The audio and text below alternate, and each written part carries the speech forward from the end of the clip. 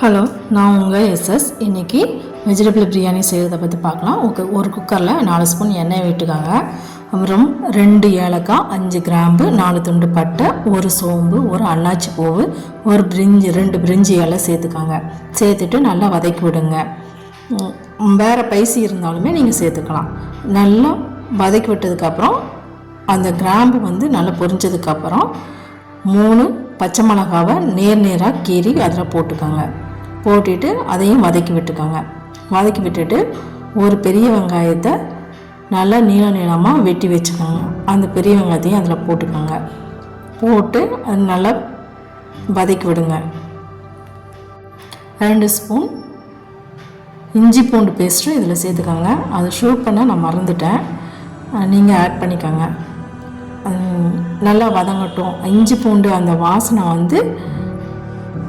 போகிற அளவுக்கு நல்லா வதக்கி விட்டுக்கோங்க. வதக்கி விட்டதுக்கப்புறம் 5 தக்காளியை நீளமாக கட் பண்ணி வச்சுக்கோங்க. வெஜிடபிள் பிரியாணிங்கிறதுனால நம்ம தக்காளி சேர்க்குறோம். வெங்காயம் நல்லா பொன்னிறமாக வதங்கணும். இந்த வதங்கினதுக்கு அப்புறமா 5 தக்காளியை நீங்கள் சேர்த்துக்கோங்க.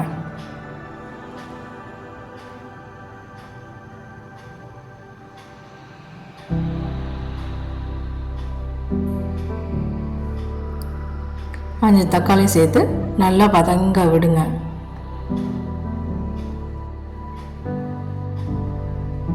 நல்லா வதக்கிக்கோங்க. நல்லா வதக்கி அந்த தக்காளி நல்லா வதங்கணும். அப்போதான் டேஸ்ட்டு நல்லாயிருக்கும். அதனால் நல்லா வதக்கி விடுங்க. நான் இந்த பிரியாணிக்கு காய்கறி பீன்ஸு, கேரட்டு, உருளைக்கிழங்கு சேர்த்துருக்கேன். உங்களுக்கு எந்தெந்த காய் வேணுமோ அந்த காயை நீங்கள் சேர்த்துக்கோங்க. பீன்ஸு, கேரட்டு, உருளைக்கிழங்கோட பச்சை பட்டாணியும் நான் சேர்த்துருக்கேன். தக்காளி நல்லா வதங்கினதுக்கப்புறம் ஒரு கைப்பிடி அளவுக்கு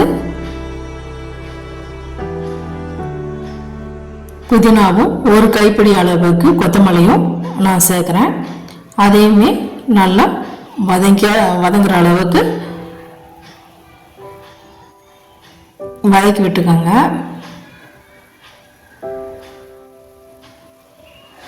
ஒரு கைப்பிடி அளவு புதினா, ஒரு கைப்பிடி அளவு கொத்தமல்லி.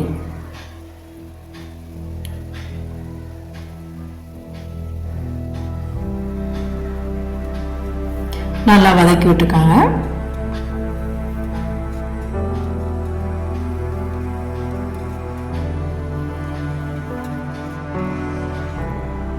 வதங்கினதுக்கு அப்புறம் வெட்டி வச்சிருக்கிற காய்கறிகளை அதில் சேர்த்துக்கோங்க.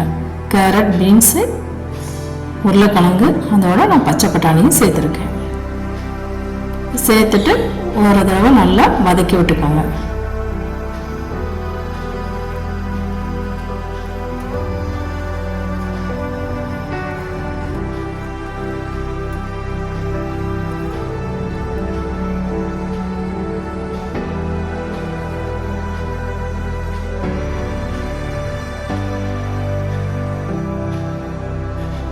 வதங்கினதுக்கப்புறம் ஒரு கப்பு தயிர், கெட்டி தயிர் அதில் சேர்த்துக்கோங்க. சேர்த்துட்டு அதையும் நல்லா வதக்கி விட்டுக்கோங்க.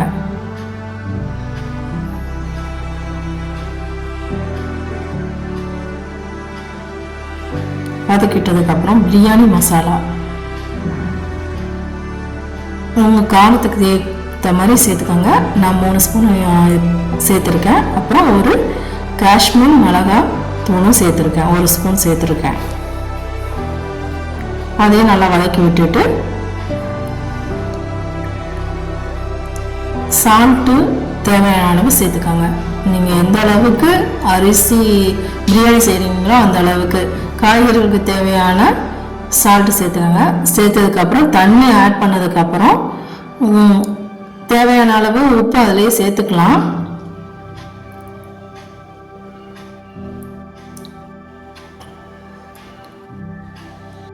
ஒரு டம்ளர் அரிசி எடுத்திங்கன்னா 2 டம்ளர் தண்ணி சேர்த்துக்கணும். நான் பாஸ்மதி அரிசியில் செய்யலைங்க, இது வீட்டு அரிசியில் தான் நான் பிரியாணி செஞ்சுருக்கேன். அதுவே பாருங்கள் நல்லா சூப்பராக வரும்.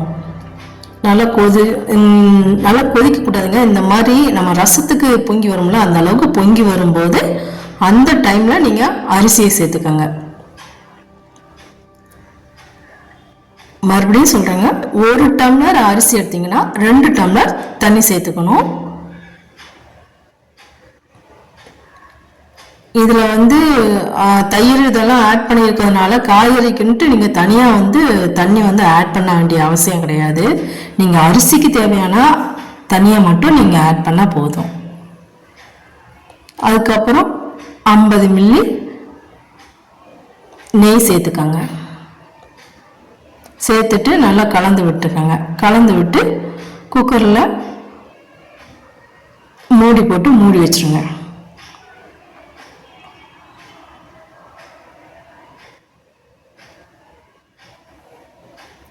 2 விசில் வர வரைக்கும் வெயிட் பண்ணுங்கள். விசில் வந்தோடனே ஆறுனதுமே எடுத்து பார்த்தீங்கன்னா பாருங்கள், எந்த அளவுக்கு உதிரி உதிரியாக வந்திருக்கு பாருங்கள். சூப்பராக வந்திருக்கு. இது வீட்டு அரிசியில் தான் நான் செஞ்சது. ரொம்ப எவ்வளோ நல்லா வந்திருக்கு பாருங்கள்.